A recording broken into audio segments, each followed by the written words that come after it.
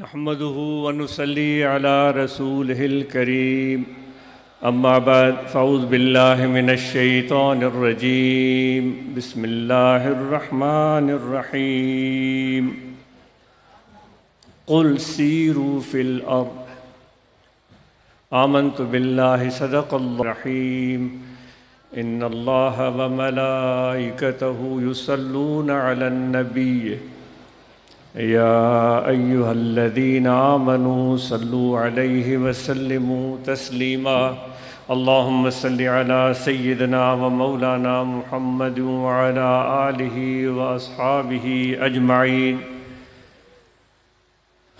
آپ معزز سامعین کا بہت شکریہ کہ آپ دعوت پر تشریف لائے، بہت شکریہ، جزاکم اللہ خیر۔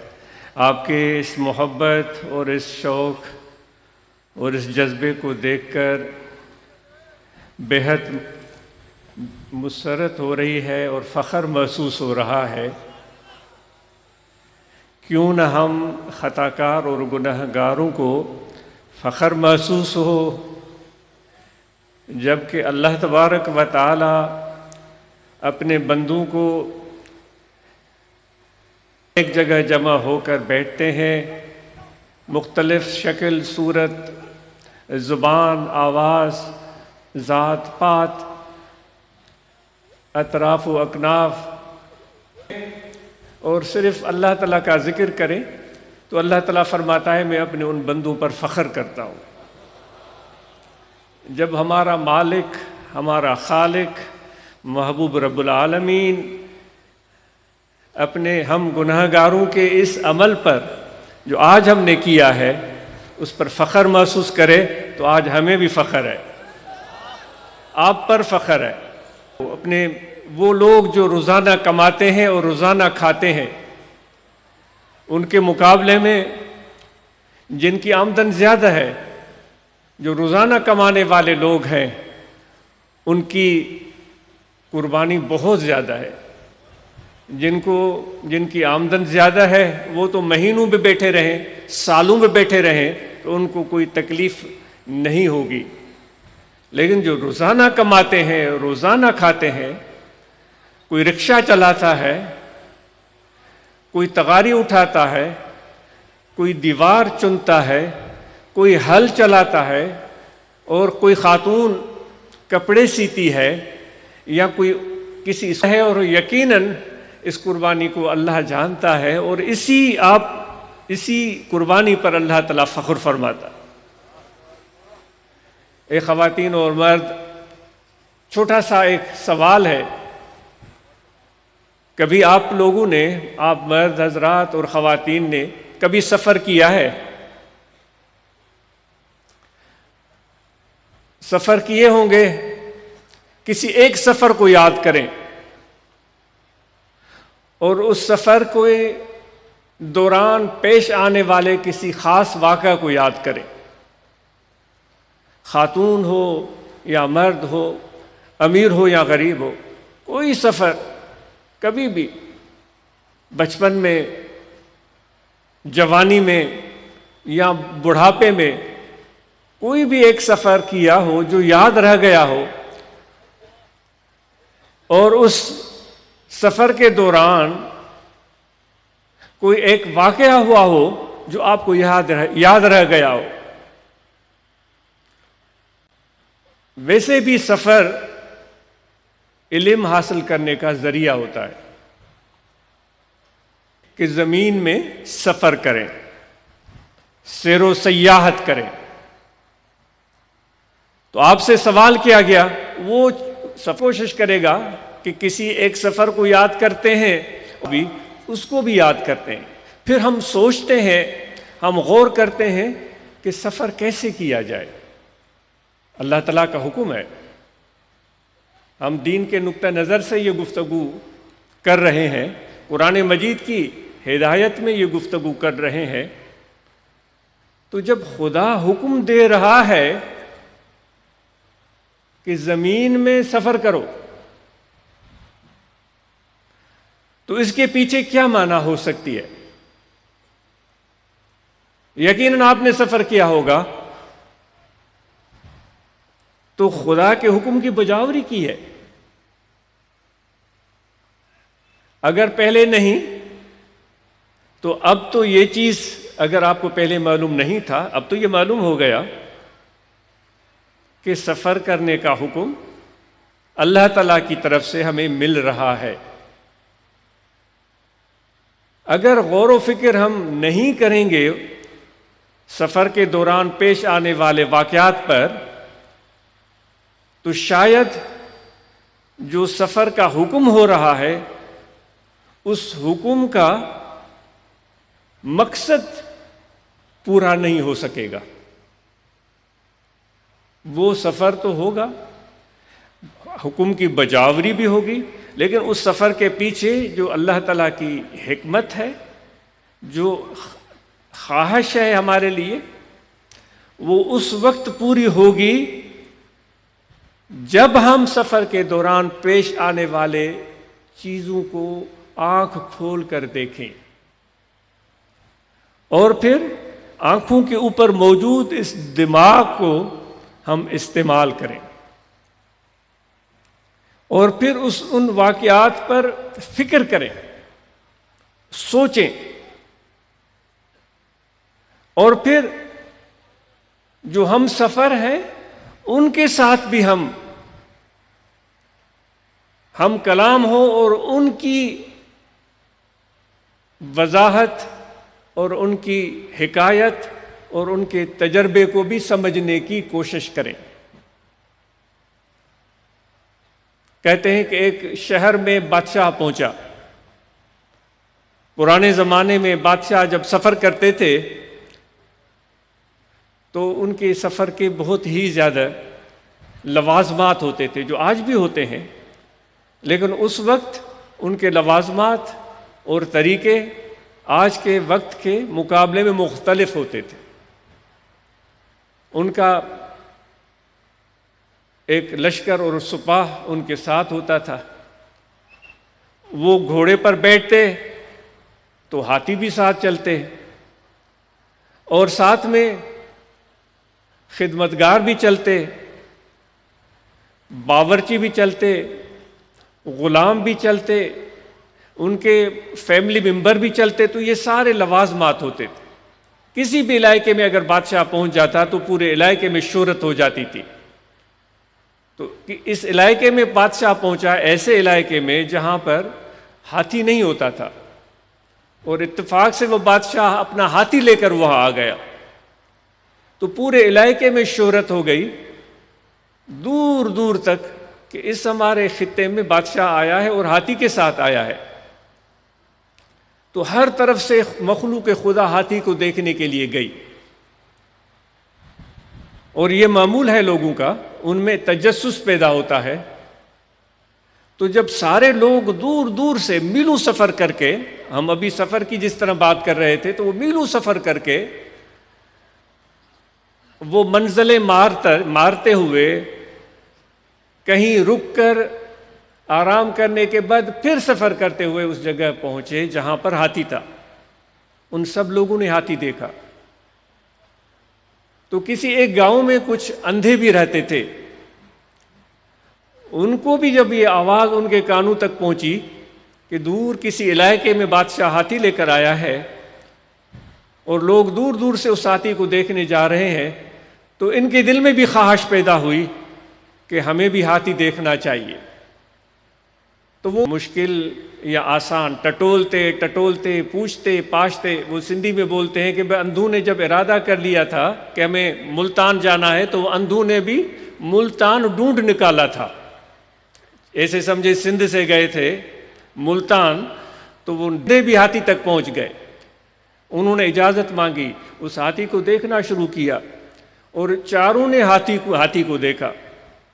کسی نے اس کی پیٹ پر ہاتھ رکھا، ہاتھ گھمایا، کسی نے اس کے سونڈ پر ہاتھ رکھا، اس پر ہاتھ گھمایا، کسی نے اس کی ٹانگ پر ہاتھ رکھا، اس پر ہاتھ گھمایا، کسی نے اس کے دم پر ہاتھ پکڑا۔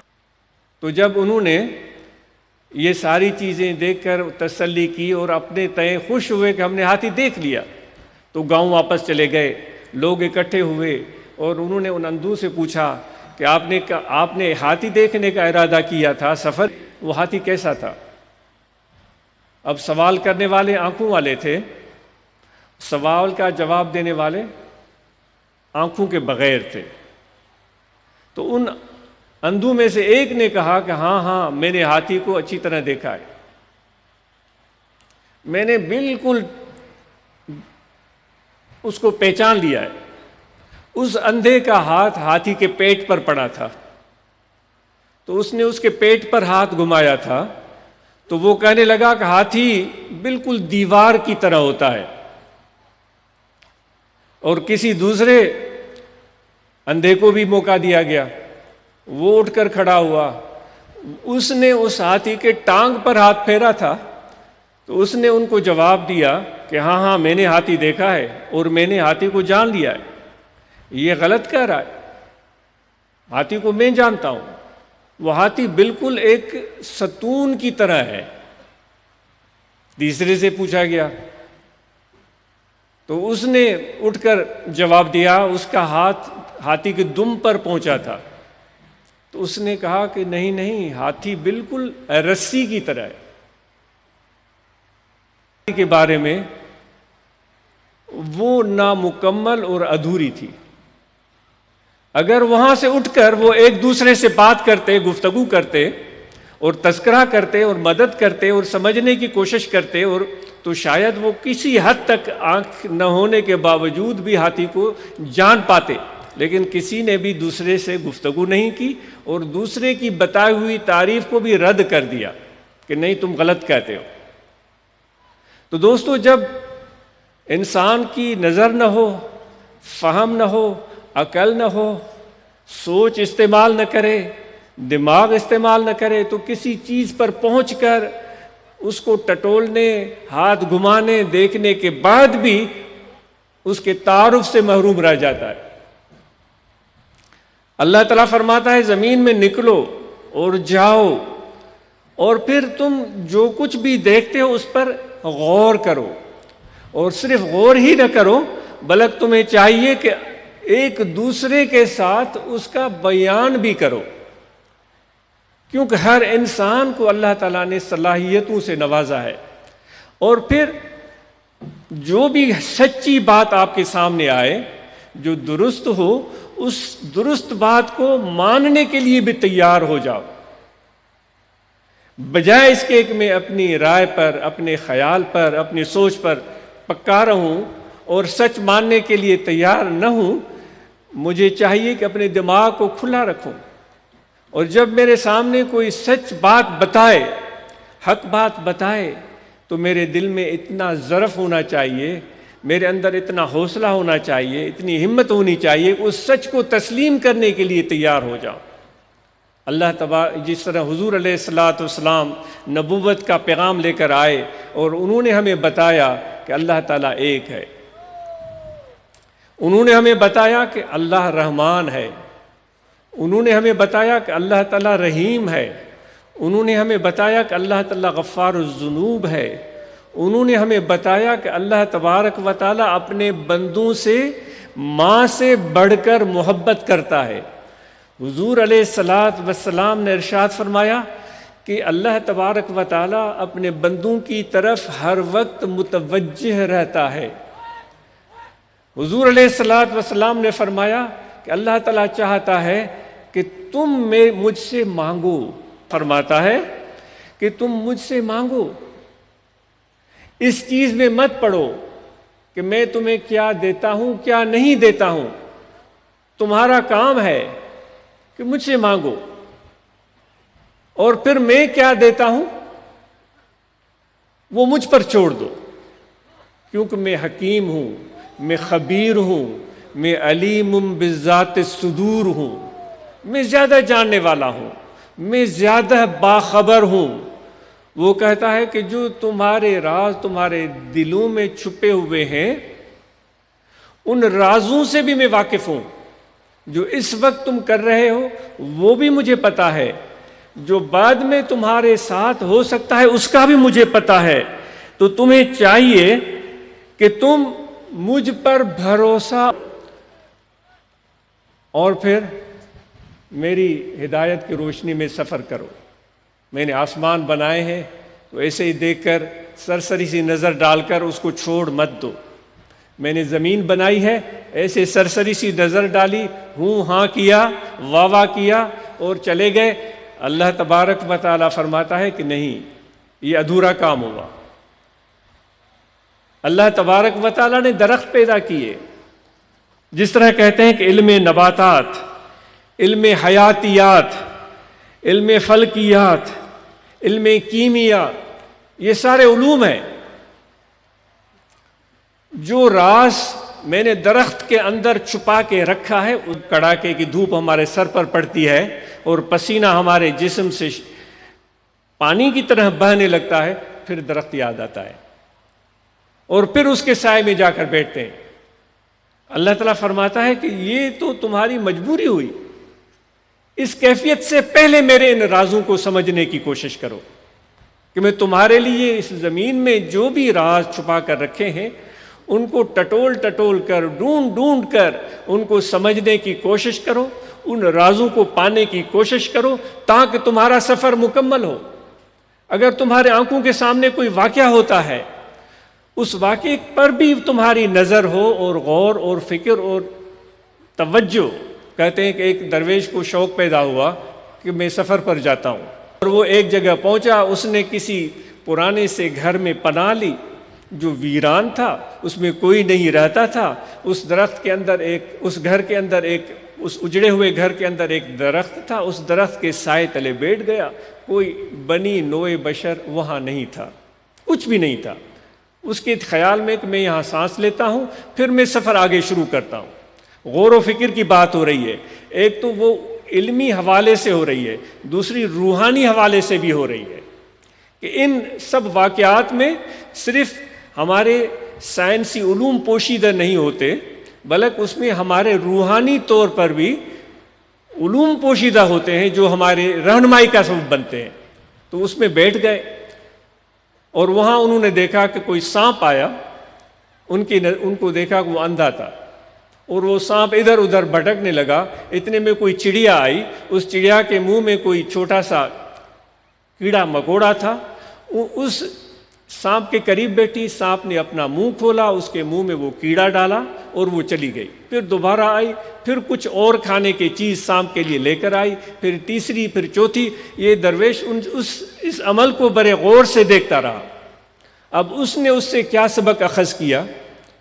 اس نے یہ اخذ کیا کہ اتنا بڑا رزاق، اللہ تعالیٰ اتنا رزاق جو اندھے سانپ کو اس چڑیا کے ذریعے غذا پہنچا رہا ہے، جو سانپ اس چڑیا کا دشمن ہوتا ہے، جو اس کے گھونسلے میں گھس کر اس کے بچے سے چڑیا کے ذریعے غذا پہنچا رہا ہے، تو میں گھر سے کیوں نکلا ہوں؟ میں گھر میں بیٹھ جاتا ہوں۔ جب اندھے سانپ کو رزق مل رہا ہے تو مجھے بھی گھر میں روزی۔ سفر کے لیے نکلا تھا، وہ سفر ادھورا چھوڑ کے گھر آ گیا ہے۔ تو ایک دوست ان سے ملنے گیا اور ان سے ملاقات کی اور ان سے پوچھا کیسے سفر کو ختم کیا؟ تو اس نے جواب دیا کہ میں نے سفر میں یہ دیکھا کہ اندھے سانپ کو چڑیا غذا دے رہی تھی، تو میں اس نتیجے پر پہنچا ہوں کہ جب اندھے سانپ کو ایک چڑیا کے ذریعے اللہ تعالیٰ رزق دے سکتا ہے تو مجھے کیوں رزق نہیں دے سکتا؟ مجھے کہیں باہر جانے کی ضرورت نہیں ہے، میں گھر میں بیٹھ جاتا ہوں۔ اب اس نے بھی اس واقعے سے ایک نتیجہ اخذ کیا، اس کا بھی ایک علم تھا، اس کا بھی ایک تجربہ تھا۔ جو شخص چل کر آیا وہ بھی درویش تھا، وہ بھی اللہ والا تھا۔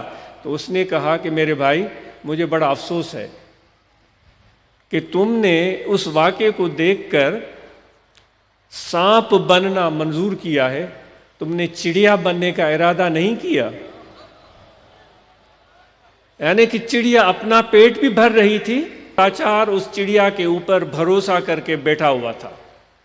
تو اس درویش نے کہا کہ تم نے وہ سانپ کو غذا دینے کے لیے دور دور تک اڑ کر جا رہی تھی، اور پھر وہاں سے کوئی چیز پکڑ کے پھر اڑتی ہوئی وہاں تک آتی تھی۔ تو اس نے کہا کہ تم نے سانپ بننا منظور کیا، چڑیا بننا منظور نہیں کیا۔ دوستو، یہ ہم اپنے آپ سے پوچھیں کہ کہ اس واقعے میں ہم کہاں کھڑے ہیں کہ ہم کسی اور کے ہاتھ کی طرف دیکھ رہے ہیں کہ وہ ہمیں کچھ کھلائے گا اور پلائے گا، یا ہم اس جگہ پر کھڑے ہیں جو محنت کر کے صرف اپنا پیٹ پالتے ہیں اور بس، یا اس جگہ پر کھڑے ہیں کہ اپنے زیادہ سے زیادہ اپنے خاندان کا پیٹ پالتے ہیں یا والدین کا پیٹ پالتے ہیں اور بس، یا اس سے تھوڑا آگے اس جگہ پر کھڑے ہیں کہ اپنا پیٹ پالتے ہیں، اپنے گھر والوں کا پیٹ پالتے ہیں، یعنی ان کو بھی مدد دیتے ہیں، اپنے دوستوں کو بھی مدد دیتے ہیں، والدین کی بھی خدمت کرتے ہیں، یا اس سے بھی اور آگے دوستارا کجا کنی محروم تو کے بعد دشمنا نظرداری، کہ خدا کی صفات سے متصف ہونے کا ہم سب کو حکم ملا ہے۔ تخلقوا باخلاق اللہ، خدا کے اخلاق میں، خدا کے رنگ میں رنگ جاؤ۔ اے میرے بندے، اے انسانوں، اللہ تعالیٰ کے رنگ میں رنگ جاؤ۔ تو اس سے بھی آگے وہ کیا مقام ہے کہ اپنا بھی پیٹ بھر رہا ہے، اپنے خاندان کی بھی خدمت کر رہا ہے، دوست رشتہ داروں کا بھی خیال کرتا ہے، اور اس سے بھی آگے جو اس کے دوست نہیں ہیں بلکہ اس کے ساتھ دشمنی کرتے ہیں، ان کا بھی خیال رکھتا ہے۔ حضور علیہ الصلوۃ والسلام کی مبارک سیرت مبارکہ میں آپ نے دیکھا ہوگا کہ اپنوں کو تو سینے سے لگاتے تھے، جو دشمن ہوتے تھے، آپ کے جان کے در پے ہوتے تھے، نعوذ باللہ من ذالک، آپ کے خون کے در پے ہوتے تھے، ان کو بھی سینے سے لگاتے تھے، ان کو بھی چارپائی پر بٹھاتے تھے، ان کو بھی کھانا کھلاتے تھے، ان کو بھی عزت دیتے تھے، ان کی بھی مہمان نوازی کرتے تھے۔ تو دوستو، آج جو ہم یہاں بیٹھے ہیں تو ہم اپنے آپ کو ٹٹولیں اور دیکھیں کہ ہم کہاں کھڑے ہیں اور ہمیں کہاں ہونا چاہیے۔ تو اس لیے ہم اور آپ اللہ تعالیٰ کے ذکر کی اس دولت کو بھی حاصل کریں اور ذکر کے ثمرات اور نتائج اور برکات کو بھی حاصل کرنے کی پوری کوشش کریں۔ نہ صرف یہ کہ ہم اپنوں کا خیال رکھیں، غیروں کے ساتھ بھی اچھا سلوک کریں، بلکہ اس طرح تو نہیں ہونا چاہیے کہ ہم اپنوں پر ظلم کریں۔ ایک اور ہم سوال مجھ سے بھی اور آپ سے بھی، ہم نے کبھی کسی پر ظلم تو نہیں کیا؟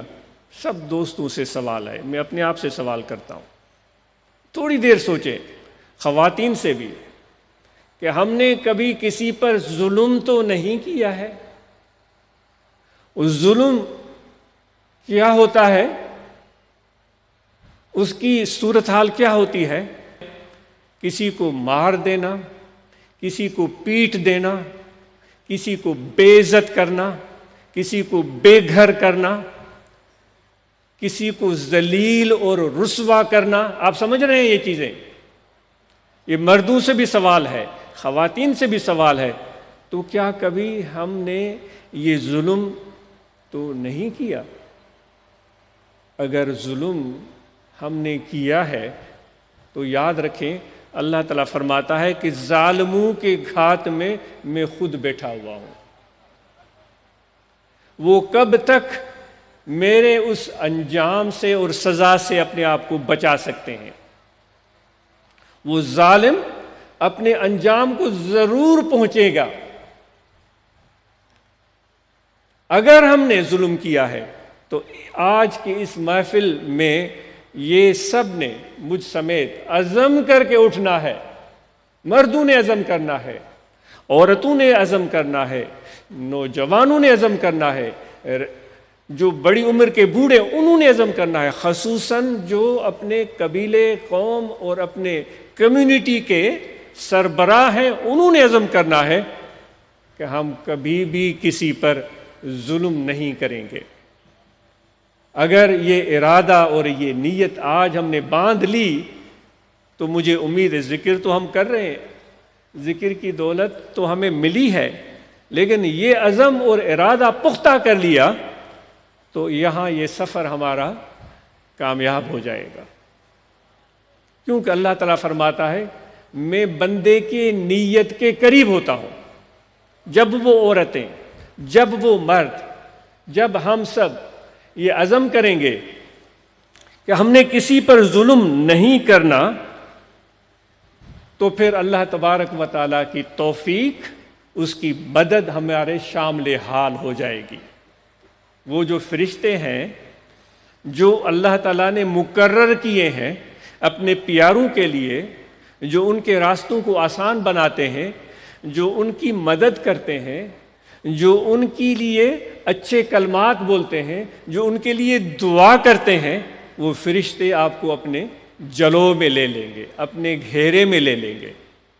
وہ اللہ کی رحمت کہ میں کسی پر ظلم نہیں کروں گا۔ ہمارے اس معاشرے میں ظلم کی صورتحال بے حد خراب ہے۔ قبائلی صورتحال کو دیکھیں تو ایک قبیلہ دوسرے قبیلے سے لڑ رہا ہے اور بے دریغ انسانی خون ضائع ہو رہا ہے۔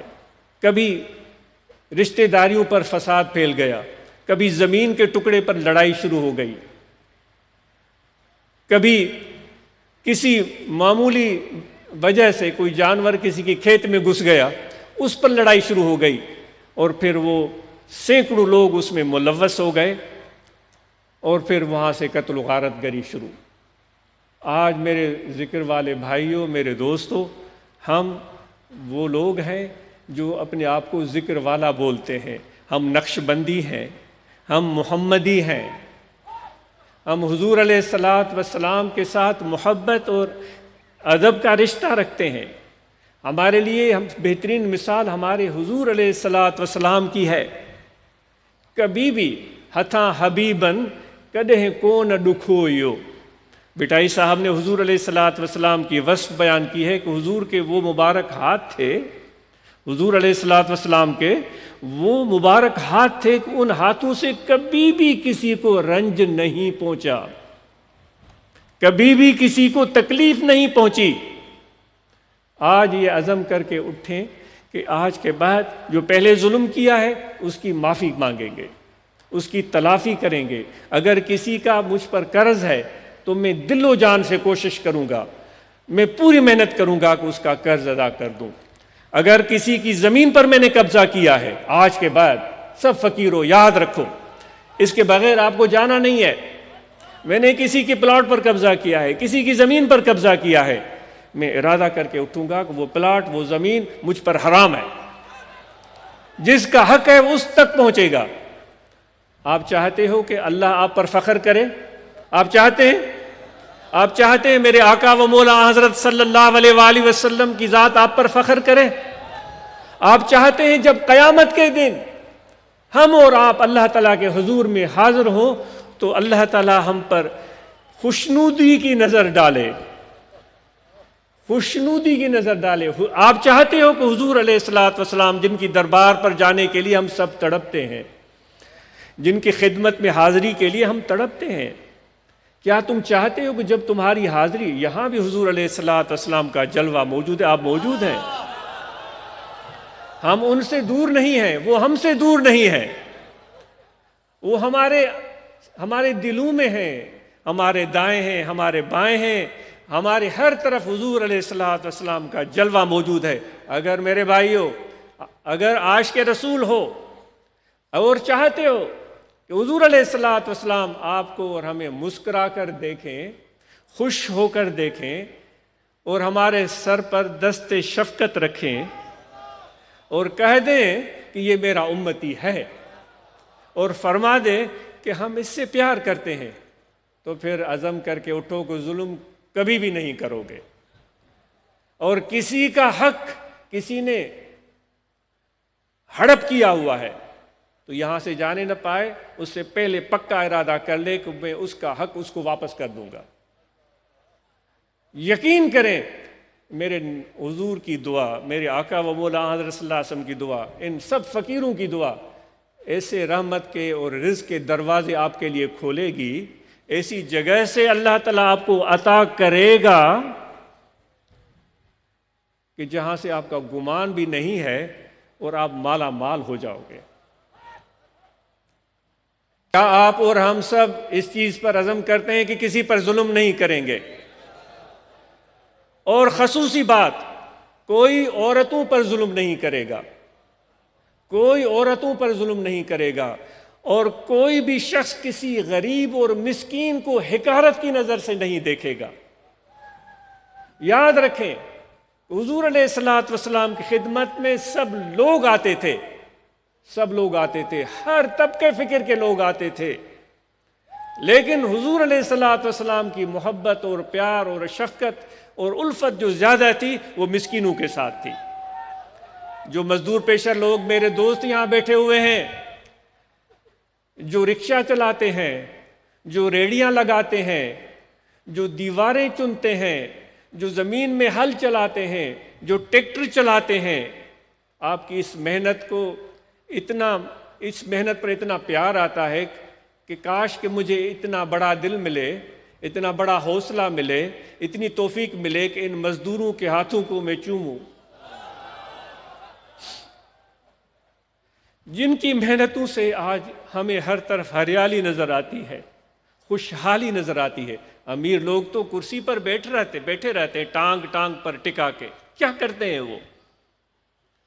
وہ صرف زبان خرچ کرتے ہیں۔ تو جو بھی یہ کام کرنے والے میرے دوست ہیں، مجھے عاجز آپ سے میرا دل آپ سے پیار کرتا ہے،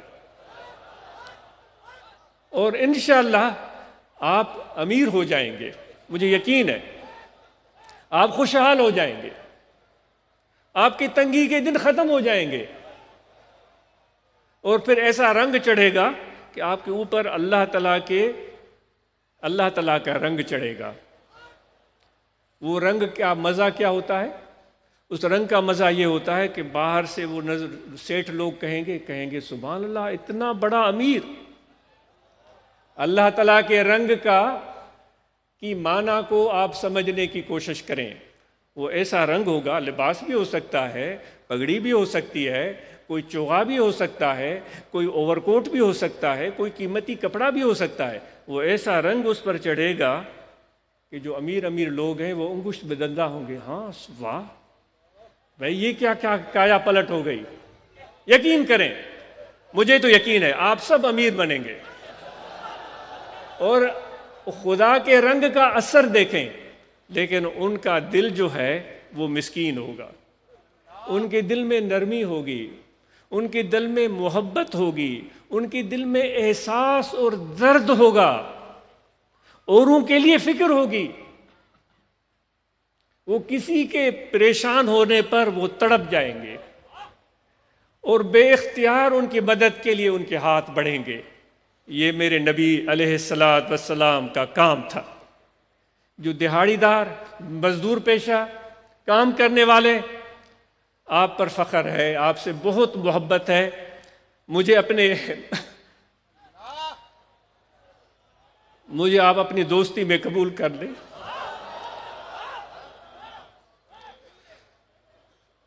اور یہ تو پہلے عہد کر چکے ہیں کہ آپ کبھی بھی ظلم نہیں کریں گے،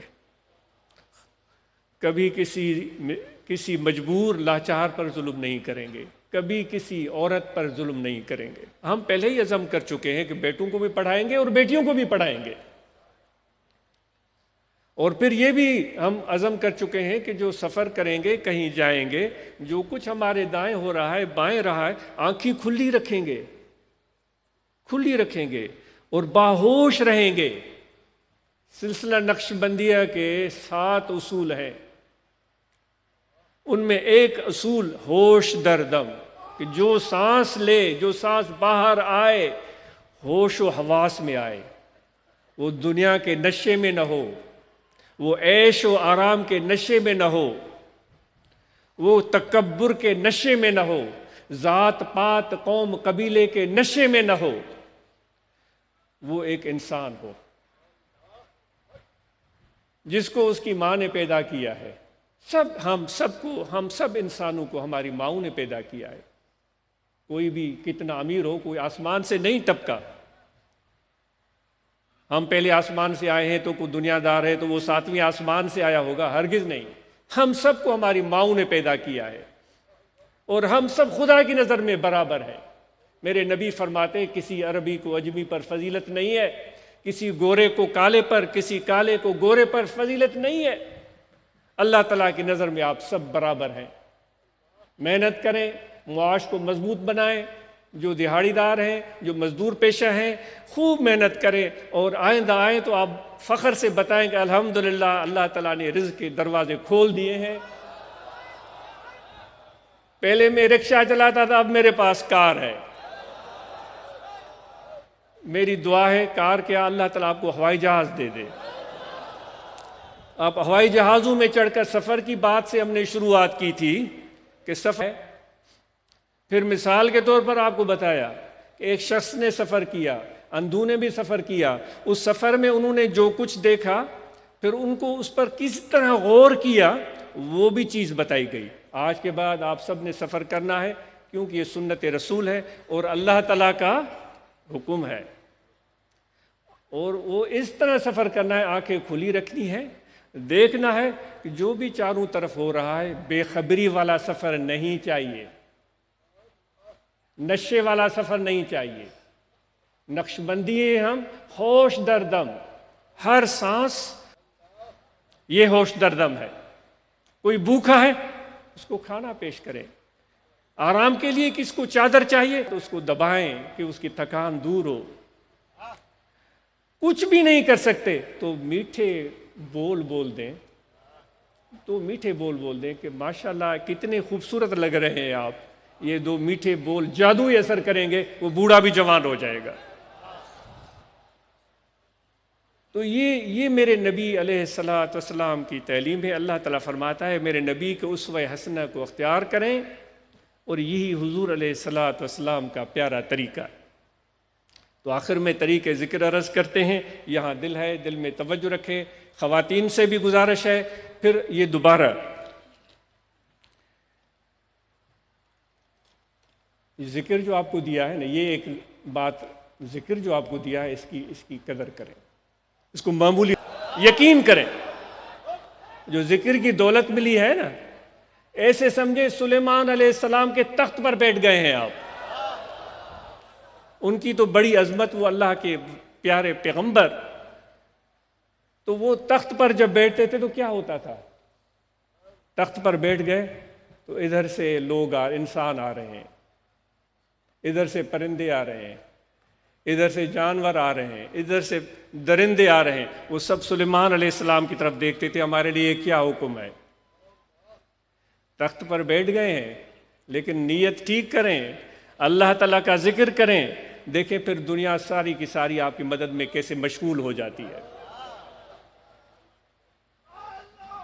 یہ ہنر سیکھنا پڑے گا، یہ باتوں سے، یہ واعظوں سے کام نہیں ہوتا۔ مجھے واعظ کرتے ہوئے شرمندگی ہو رہی ہے، آج اس کو اللہ توفیق دے، کاش کہ میری زبان بند ہو جائے، میں بولوں ہی نہیں۔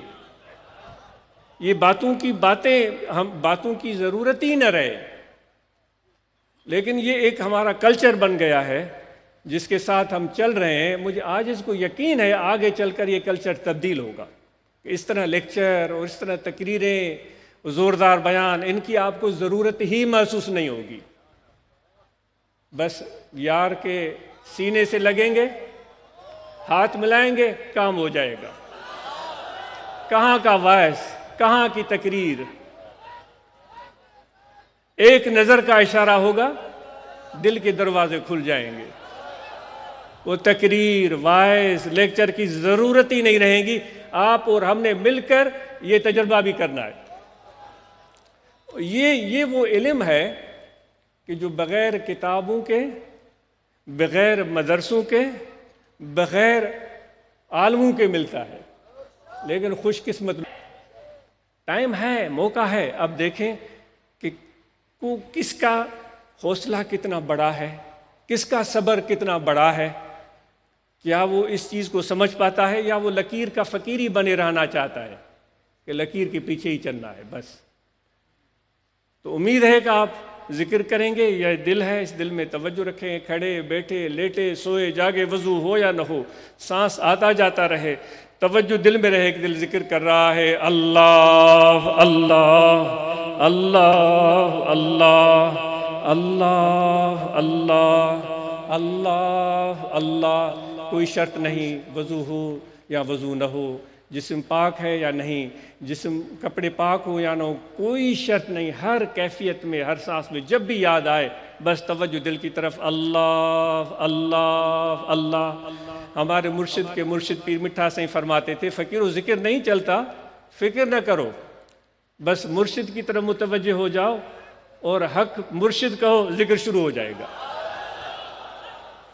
وہ فرماتے تھے کہ ہم نے تمہارے لیے کام آسان کر دیا ہے، اب اگر نہیں تم کرنا چاہتے تمہاری مرضی۔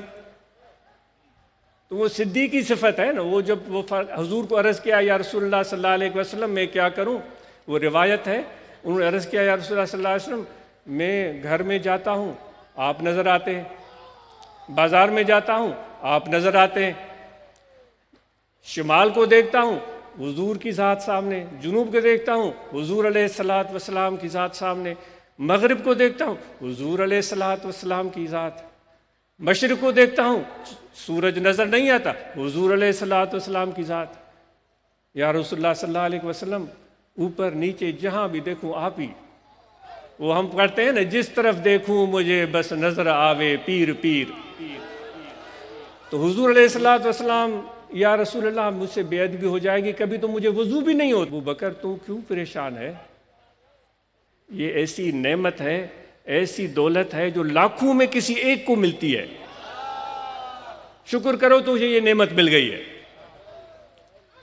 تو دوستو ذکر قلبی کچھ اسی رنگ کا نام ہے کہ ذکر کرتا جائے، اگر غفلت آ گئی مرشد کی طرف متوجہ ہو تو ذکر میں کئی گنا اضافہ۔ تو ذکر سانس آتا جاتا رہے، وضو ہو یا نہ ہو، اللہ اللہ اللہ اللہ اللہ اللہ، اور اس کے ساتھ ساتھ مراقبہ پابندی سے، جو ہم پہلے بھی عرض کیا گیا ہے۔ اب وقت قلیل ہے تو آپ کو سفر بھی کرنا ہے، اور اس کے ساتھ ہم سب نماز کی پابندی کریں، جتنے بھی ہم بیٹھے ہیں 5 وقت نماز ادا کریں، اور ساتھ میں رمضان کے مہینے میں روزے ہم پر فرض ہیں ان کو ادا کریں۔